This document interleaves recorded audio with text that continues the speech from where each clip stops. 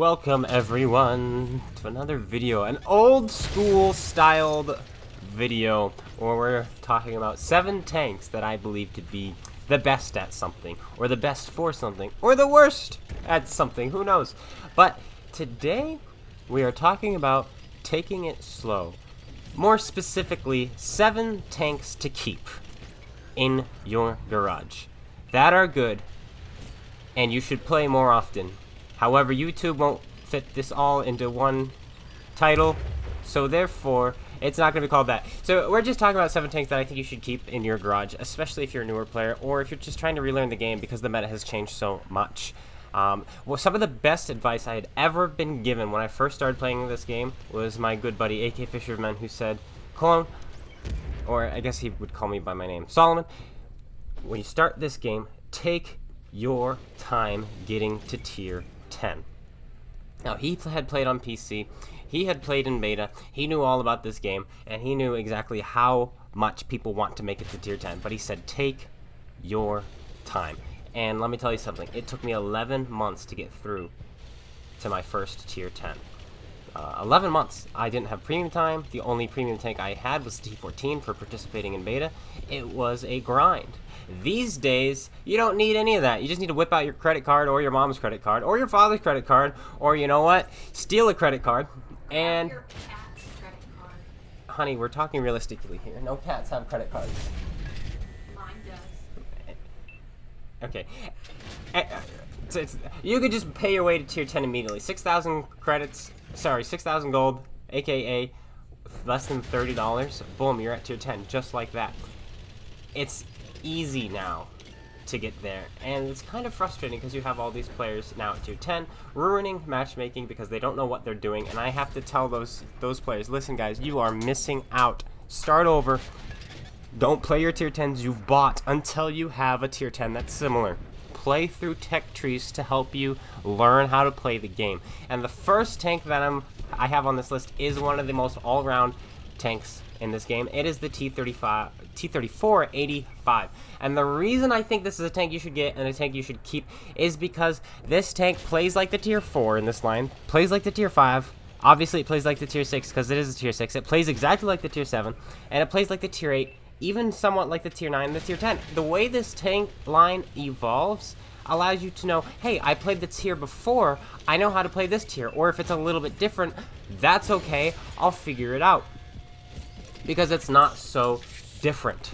And so this line is a fantastic line to do that with, and specifically the tier 6. Learn how to play the tier 6, understand the tier 6. You're going to realize or notice that in this list, a lot of these tanks that I'm sharing with you guys are tier 6. There's a tier 5 in there and there's a tier 7 in there. I think tier 6 is one of the best places to learn how to play the game because you're not just clubbing poor tier 4s and tier 3s.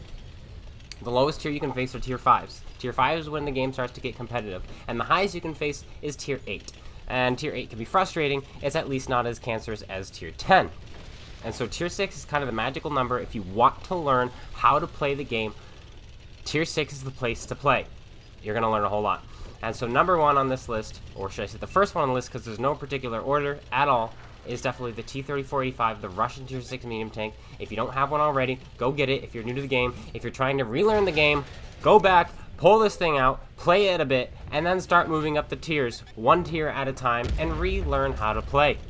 We've just pulled out 1 tier 6 medium, so how about another? The German VK 3002M, aka the Panther prototype.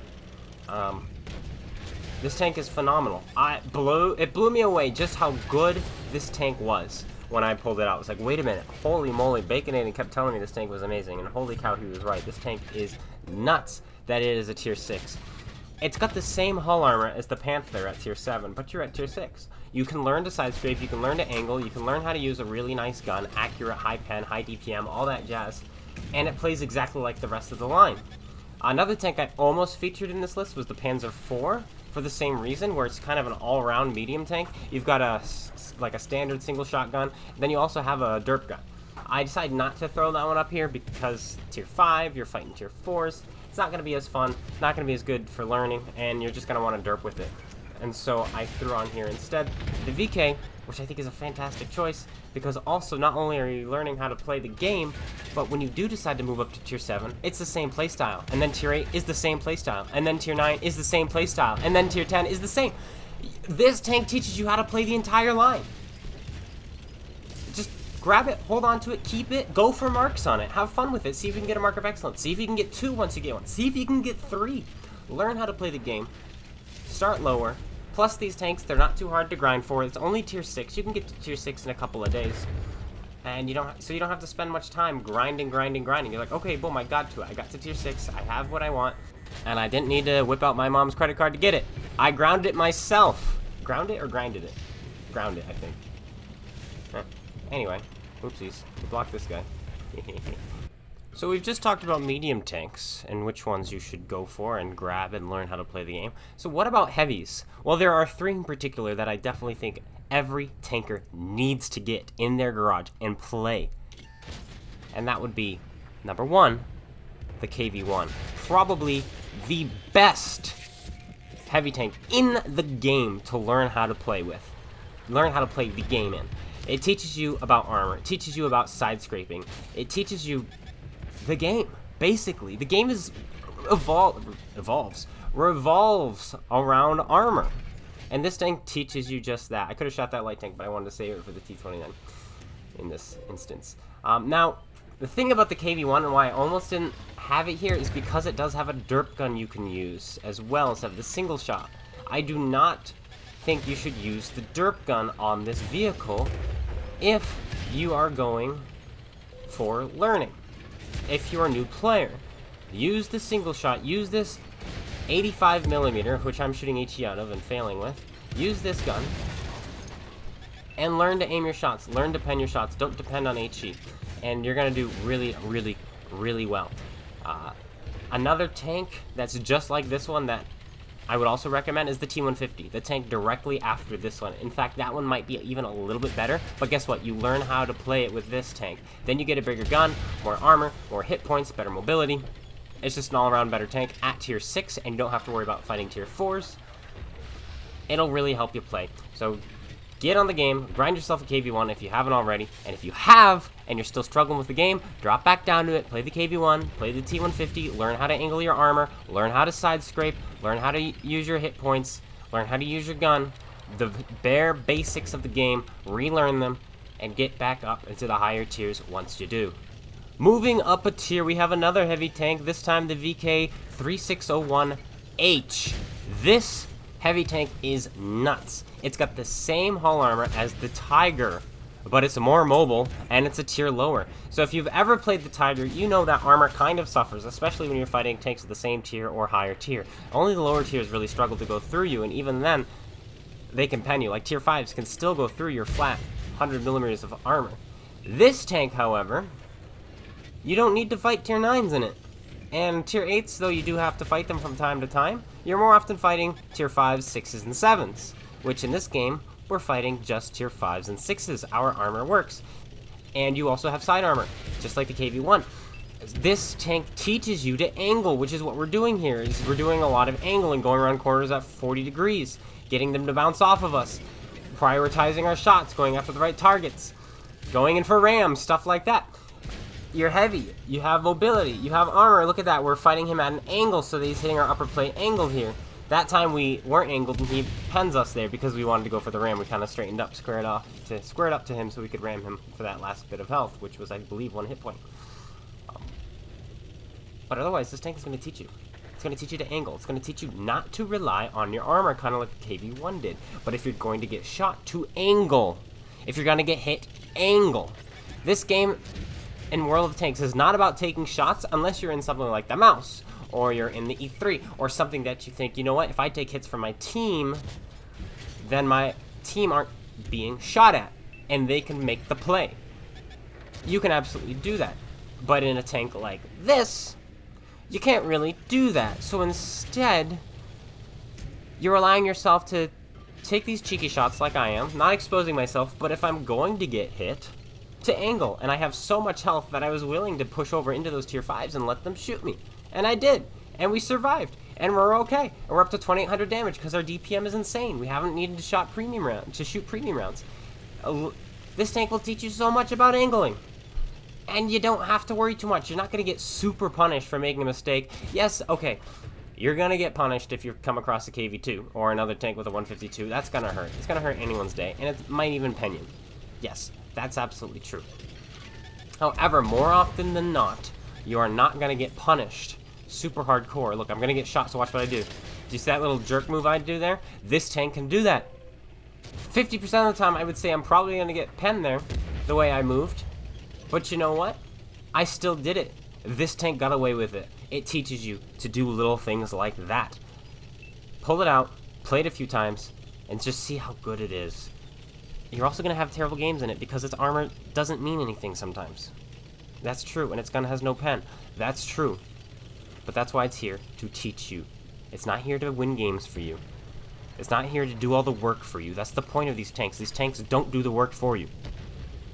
But if you play them right, you will learn a lot because each one of them covers a core mechanic in the game. As far as tanks not doing the work for you in this list, this tank is the closest to that not being true. It is the T-29, but I have it on this list not because it does the work for you, because frankly it doesn't. Your armor is good, and your gun is good, and your turret is good, but you're still defeatable. However, what makes this tank so powerful is its near impenetrable turret. Even when your bottom tier 9s struggle to go through this turret, and your gun can compete, this tank by no means will do the work for you. If you find yourself not hulled down, you do not have the DPM, the health, or the armor to get you out of a situation. That's a tier 6 over there. He's got bad pen. He switches to his premium rounds, which is like 201 or whatever, and he starts penning me. This tank doesn't have great armor. It's only 102 millimeters of upper plate armor, which is better than the Tiger's 100, and plus it is angled back, but it's riddled with weak spots. It's got a huge machine gun port people will accidentally hit. It's got a weak lower plate people will accidentally hit. But what it does have is gun depression, a powerful gun, and turret armor. This tank will teach you to go hull down. It will teach you to show less of your tank. Because as soon as you show more in this tank, you start getting defeated. But when you go hull down in this tank, you feel so powerful, and you start to understand. This is how I need to play in this tank to do well. This is how I need to play this tank to feel like a tank. And isn't that just a beautiful thing? Plus, this grind to this tank is not too bad.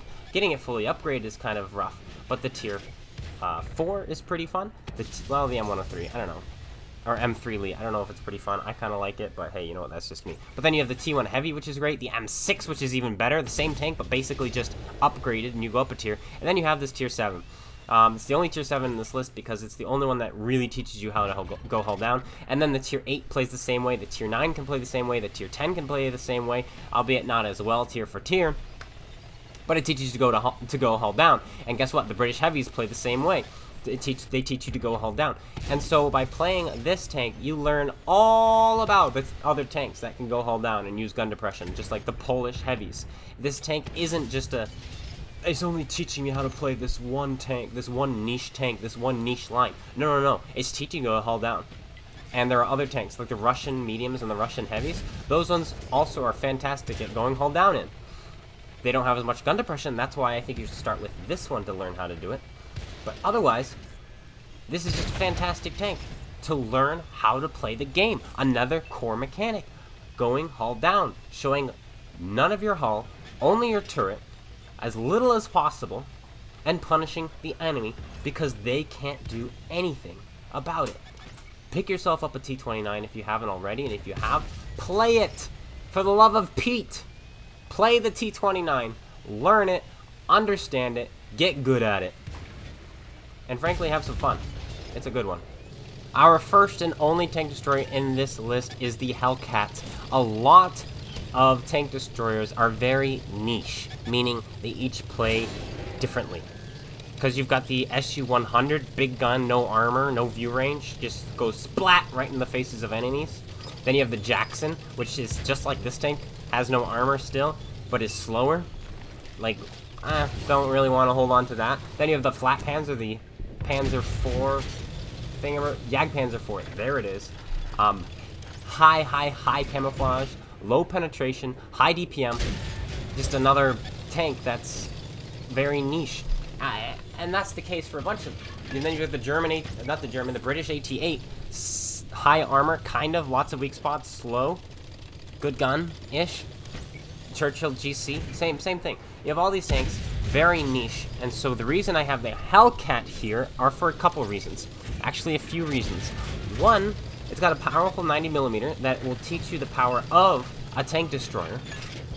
Two, because it has no armor, you have to learn to use your terrain. You have to learn to let the enemy kind of push into you sometimes. You have to let them stay at a distance. And another thing it does is it teaches you how to use camouflage. Its camouflage is so good that, yes, it's a lot easier to use your camouflage in this tank than a lot of other tank destroyers, especially at tier 6. However, just because it's so extreme in one direction doesn't mean you can't learn from it. Watch this shot. Terrible shot. I know, it's pretty sad. But it's going to teach you to use your camouflage. It's going to teach you to use your mobility. It's going to teach you to use your gun. It's going to teach you to learn to snipe in many situations and not do what I just did there with that shot. It's a fantastic tank destroyer to teach you. Plus, the tier 4, the tier 5, the tier 6, and in some regards the tier 7 all play the same. You are going to learn a lot playing this tank. And lastly, what's great about this tank is you can play it like a light tank if you so desire and you need to get some scouting going. I have optics on here, I have camo down on here, and that allows me to play this tank like a light tank if I choose to, which is huge, because when you're in a game with one light tank on either team or two light tanks on either team and they just die, you're at a huge disadvantage because you don't have vision. But guess what the Hellcat can do? It can pick up that slack. It can be the light tank. In fact, in many cases better, because it has better camouflage than those light tanks. And so you can find yourself a bush, you can sit there, you can spot for your team, and then if you want to, you can punish the enemy with your big 90mm gun and do some severe damage that light tanks only dream of. This is a multi-functioning tool. Basically, this tank used to be one of the most perfect tanks in the game. They nerfed it. They nerfed its gun handling, its aim time, and its turret rotation, and I think its hull rotation speed as well. So it couldn't play like a light tank as well, or have the flexibility, should I say, of a medium tank, is kind of how it felt. It's not like that anymore, and for good reasons. But otherwise, it still has the same mechanics that you can follow, the same kind of mobility, view range, camouflage, all that jazz if you so desire. And here's my streamer RNG. Somebody told me that I have. Interesting indeed. But yes, the Hellcat. Finally, the last tank on this list is a light tank, and I was racking my brain, which light tank should it be? Which one is going to teach you how to light tank the best and other mechanics in the game? Because I want it to be multi-functioning, kind of like the Hellcat was. And I was thinking maybe the T-71 CMC? No. Maybe a tier 5? What about the Chaffee? No. Maybe the AMX 12 ton? Ah, that's a good one, but no. Then I remember the T-71DA for multiple reasons. You have high view range, you have high camouflage, and you have an introduction to an autoloader. A stereotypical high-tier autoloader, not one of those burst guns that you get at the lower tiers, like the Leopard, or some of the tier 4s. No, this is a single shot at a time autoloader, 6-round burst, just like the French ones that start at tier 6. Yes, this one's at tier 7, so you're a tier higher, but it just feels better. I feel like it's going to teach you better than the other autoloaders at the lower tier, or at the same tier, or at the higher tiers. I think this is the one to be at, and I don't want to delve into tier 8s, because at tier 8 you start fighting tier 10, and no longer are you learning at the lower tiers.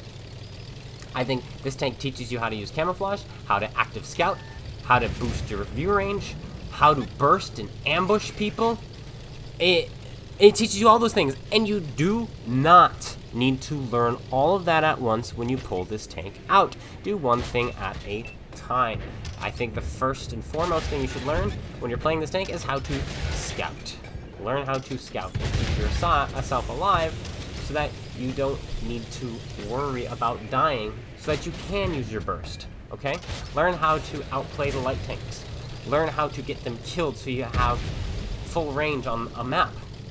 This tank is so good at killing light tanks because of its autoloader and its fast reload that it's going to teach you just that. It's going to teach you to outplay these light tanks. It'll teach you to outspot them. Teach you to get them killed. Pull them into places where either your team can kill them or, if need be, you can kill them. There's so many things that this tank can do and teach you to do. You don't have penetration, though. Keep that in mind. You kind of have to hit the soft side armor of tanks. But when you can just dump into them. Like, here's, ready, I shot that guy once, turn, shoot that guy, and I have 4 more shots. I'm going to go for the reload, but it's no big deal. And boom, we're up to 1,550 damage. We're up to a bit of scout damage, assist damage, but mostly it's been by our own hand. We're brawling in it. It's fantastic. It's a really cool thing to do. But that is going to be it. My list of 7 tanks you should keep. And the #1 tip I've ever been given in this game is take your time when grinding. Take it. Relax. The tier 10 will still be there when you finally get there, okay? Don't worry. You've got so much to play for, okay? Take your time, learn the game, learn the core mechanics of these tanks that I've shared with you. Teach you camouflage, teach you scouting, teach you burst damage, they teach you going hull down, they teach you angling, they teach you side scraping, they teach you view range. So many core mechanics that every player needs to know. And that is going to be it, guys. I hope you all enjoyed. If you did, slap that like button, comment, and subscribe. And I will be seeing you guys all later. Make sure you let me know in the comments below which tanks you think are the best ones to keep and the best ones to learn how to play the game in. And until then, until when? The next time I post a video, which will probably be soon because lots of news coming up. That's it, everyone. Take care and peace out.